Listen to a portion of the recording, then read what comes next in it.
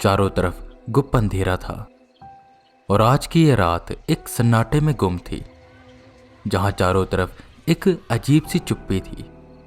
चलती हवा, भौंकते कुत्ते सब इस वक्त मौन हो चुके थे।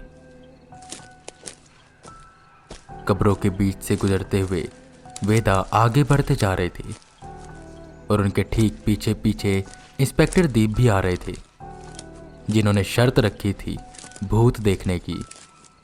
कब्रिस्तान काफी बड़ा था और वेदा उसका सेंटर पॉइंट ढूंढ रहे थे। दीप के बढ़ते कदम एकदम से रुके। वेदा, और कितनी देर चलना होगा? कहीं तो मुझे उल्लू तो नहीं बना रहा ना? जिस पर वेदा पलटते हुए कहते हैं, हर चीज का एक केंद्रीय बिंदु होता है और वहीं से एक अच्छा संतुलन बनता है, क्योंकि आप उसके बीचों बीच होते हो। इसलिए मैं अभी इस कब्रिस्तान का केंद्रीय बिंदु ढूंढ रहा हूं। आप बिना चिंता के बस मेरे पीछे पीछे आते रहिए। थोड़ी और तलाश के बाद वेदा को आखिरकार कब्रिस्तान का वो सेंटर पॉइंट मिल गया, जिससे थोड़ी ही दूर पर एक गूलर का सूखा सा पेड़ लगा हुआ था। हाँ, ये रही वो जगह। अब मैं जैसा जैसा आपको बोलूं, आपको वैसा वैसा करना है।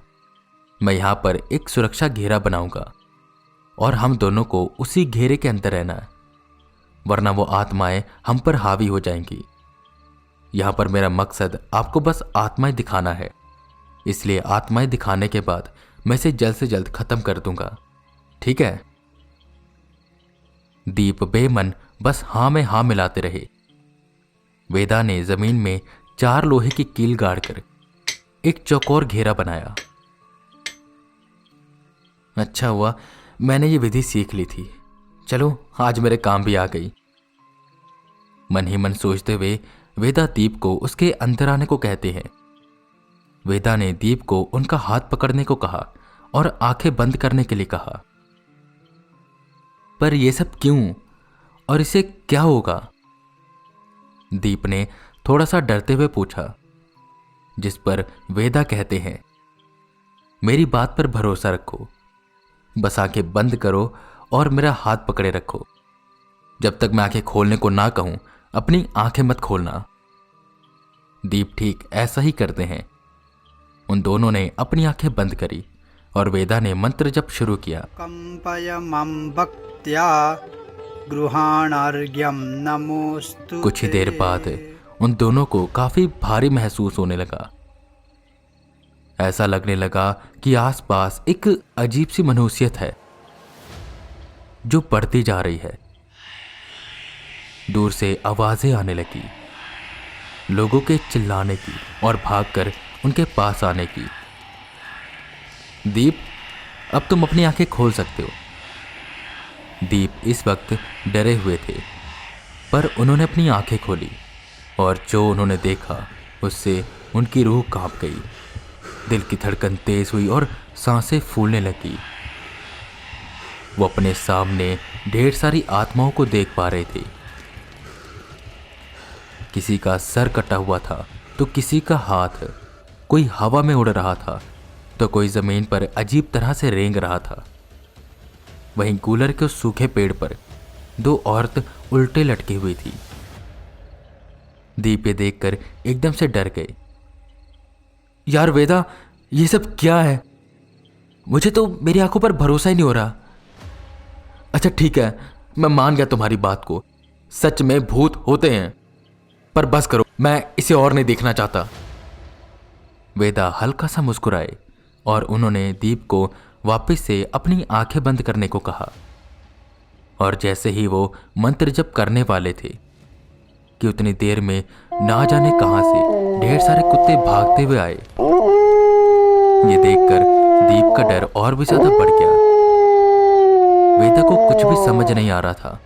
वो सारे कुत्ते उन्हें देखकर भौंक रहे थे। तभी वहां पर जितनी आत्माएं थी सब डर कर भागने लगी, जैसे कुछ आ रहा है, कुछ ऐसा जिसके आगमन की ललकार ही उन आत्माओं के अंदर दहशत भर रही थी। कुत्ते चुप हो गए और एक बड़ा काले रंग का कुत्ता उनके सामने आया और गुर्राने लगा। दीप, तुम डरो मत। हम जब तक इस घेरे में हैं हमें कुछ भी नहीं होगा। तुम मुझ पर।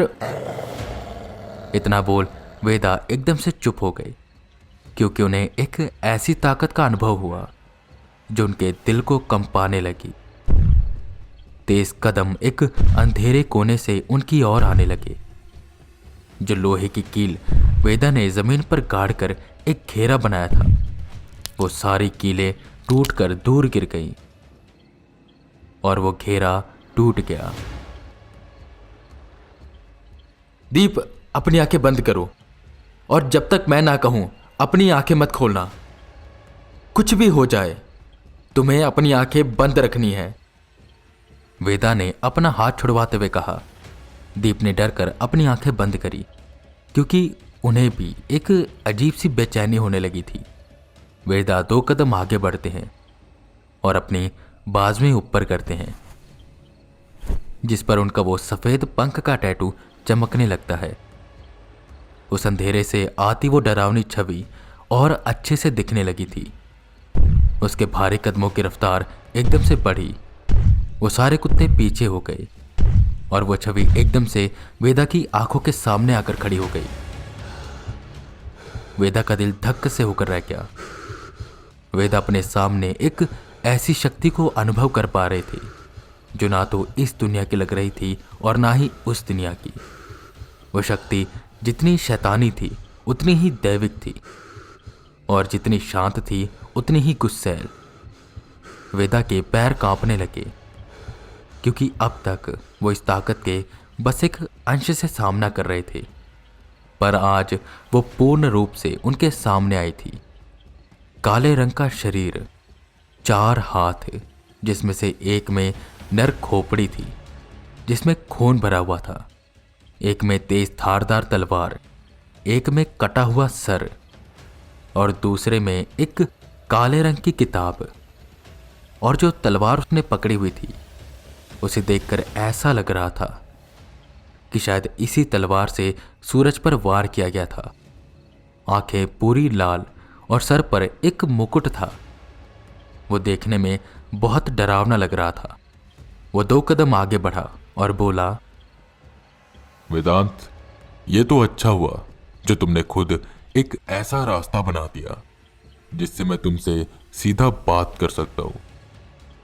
तुम्हें डरने की जरूरत नहीं है। मैं या मेरे ये सेवक तुम्हें कुछ भी नहीं कहेंगे। जो मेरा काम था मैंने पूरा कर दिया, उन 4 को मार दिया, और बस अब मुझे इस आदमी को मारना है जिसने मेरी बात का अनादर किया। लाल आंखों में और लाली चढ़ गई। उसने अपनी तलवार ऊपर करी और दीप की ओर बढ़ा कि एकदम से वेदा बोले, नहीं रुको, इसे कुछ मत करना। इसने कुछ भी ऐसा नहीं किया है। यह हमारी इस दुनिया और उस दुनिया से अनजान है। आप इसे जाने दो और क्षमा कर दो। आपका जो कार्य था वो तो हो गया ना, तो आप इसकी जान को बख्श दो। ये बस अपना कर्म कर रहा है। वेदा की ये बात सुनकर वो एकदम से रुका और बोला,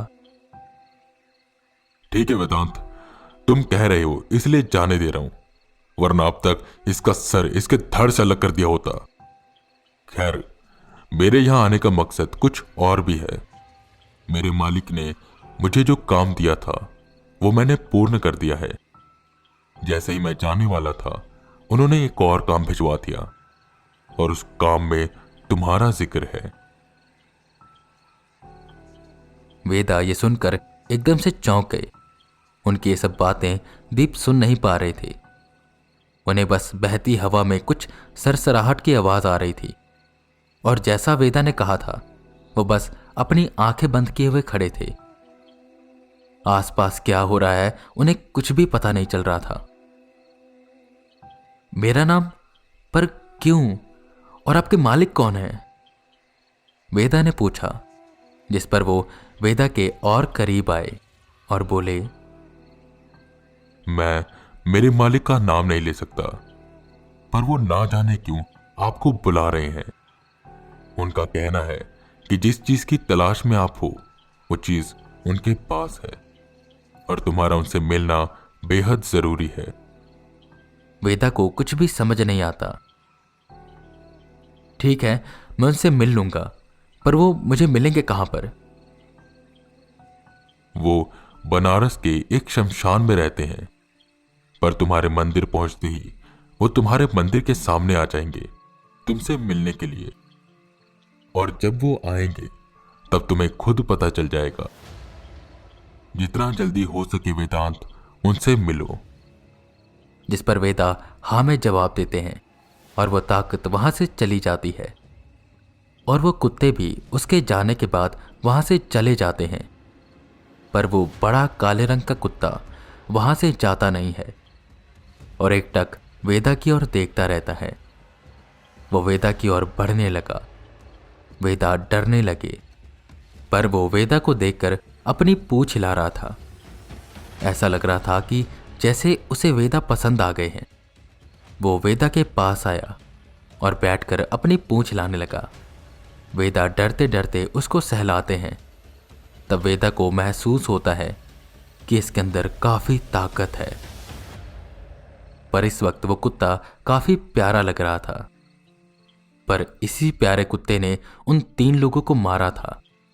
वो डरकर अपना हाथ पीछे करते हैं कि तभी दूर से एक आवाज आती है, जल्दी आओ, हमें जाना है।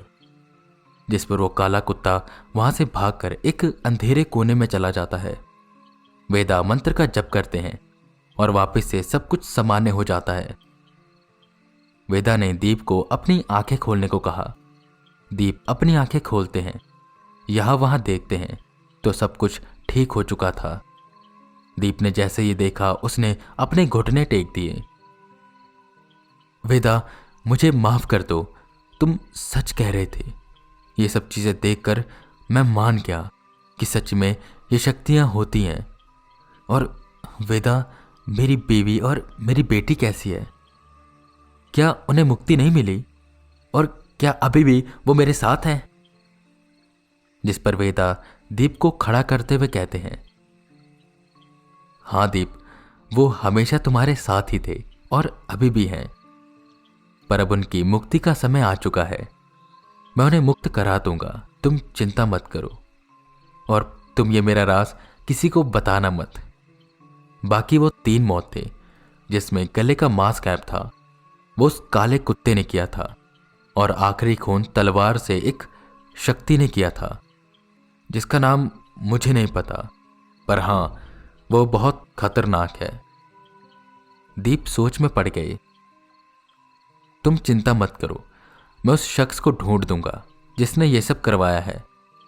पर अभी के लिए मुझे जरूरी काम से बनारस जाना होगा और वहीं पर मैं तुम्हारी बीवी और बच्ची ऋचा को भी मुक्ति दिलवाऊंगा। और हाँ दीप, उनका कहना है कि तुम इस बोझ में मत रहो कि तुम्हारी वजह से उनकी जान गई है। वो दोनों तुम्हें ऐसे दुखी और परेशान नहीं देख सकते। दीप की आंखों से आंसू गिरने लगे। वेदा ने अपने दियों में दीप की पत्नी और उसकी बेटी की आत्मा को समाहित किया और वहां से निकल गए। आर्यन और राजन को उन्होंने अपने घर जाने को कहा क्योंकि जिस मिशन के लिए वो आए थे वो फेल हो चुका था। वो सूरज की जान को बचा नहीं पाए थे। अब वेदा को बनारस जाकर उन ताकतों के मालिक से मिलना था और ये जानना था कि वो कौन है। उन्हें बस ये डर लग रहा था कि उसका संबंध देवा से ना हो, क्योंकि अभी वो देवा का सामना करने के लिए तैयार नहीं थे। और जो ताकतें थी, अगर वो देवा की गुलाम थी तो उनकी जान भी शायद खतरे में थी।